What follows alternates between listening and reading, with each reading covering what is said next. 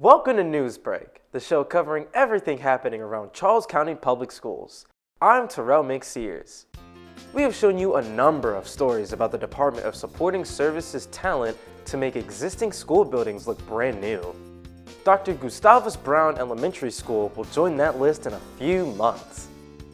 While students and staff are learning in the transition school, the school is undergoing a renovation somewhat smaller than the one Eva Turner Elementary went the last two previous school years. Several board members, Charles County Commissioner Gilbert Bowling, and Superintendent of Schools Dr. Maria Navarro paid a visit on May 2nd to see the progress. The biggest thing the Bulldogs will notice and appreciate when they return back to Brown are these things: walls. Students and staff can say goodbye to the open school concept, especially the media center and front office. The Department of Supporting Services is also upgrading classrooms with new fixtures, windows, and energy-efficient lighting. Dr. Brown should be ready for students and staff to return next school year. Betcha they can't wait. There are not many teachers who can say they have been at a school since it opened, like Michael Johnson. The elementary science teacher has been at William A. Diggs since its doors opened in 2006. The world is learning what a lot of past and present Diggs students already know about Mr. Johnson. He is an out-of-this-world science teacher. For his efforts in teaching science to students, Mr. Johnson was named one of the 6 state finalists for the Presidential Awards for Excellence in Mathematics and Science Teaching. Candidates must possess a deep content knowledge of the subject they teach and ability to get students excited for learning. Judging by the way these 4th grade students were enjoying dissecting a seed, we think Mr. Johnson should be an obvious choice. But enough about what we think. Here's what the students have to say about their science teacher. Mr. Johnson is really kind and he makes the work really fun. And I like coming to his class a lot. He tells us really important things, and if we didn't know what it was, he explained it very well to us. Science just gives me a break from all that other stuff, and once I get back into the classroom, my mind's set and I just do better in class. Mr. Johnson is one of 3 science teachers up for the award, along with 3 math teachers from Maryland. Winners will be announced early next year. How many of you know what PPW means? It stands for Pupil Personnel Worker. If you are thinking that is a very broad term, you would be right. That is because PPWs do a lot for the students and their families in Charles County Public Schools. As Miss Linda Stocks, a PPW seen here at Theodore G. Davis Middle School, says, their job is to remove obstacles for students so that they can succeed in the classroom. This can be anything from making sure they get to school on time, providing basic necessities, or helping them with other issues.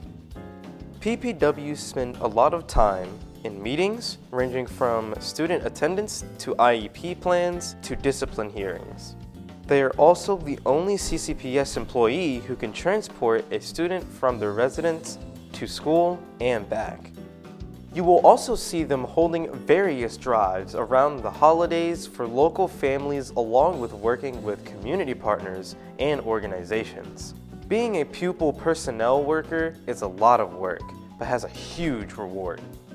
Helping the families and actually seeing and getting the thanks, even if they can't say it, you can feel it. That's the best part of my job. I have kids that we've worked with that they came in as 6th graders and the struggles that they had, and then to see them blossom and get ready and move on to high school, that is very rewarding. To see students go from a difficult home situation and move on to some type of either higher education or military from here, and have those students come back and visit.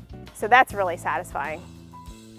CCPS-TV produced a story about pupil personnel workers. Check it out at vimeo.com/ccpstv/ppw.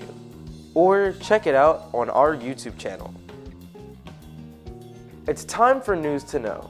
a segment that gives you the dates, times, places, and events that you need to know. That is why we call it News to Know.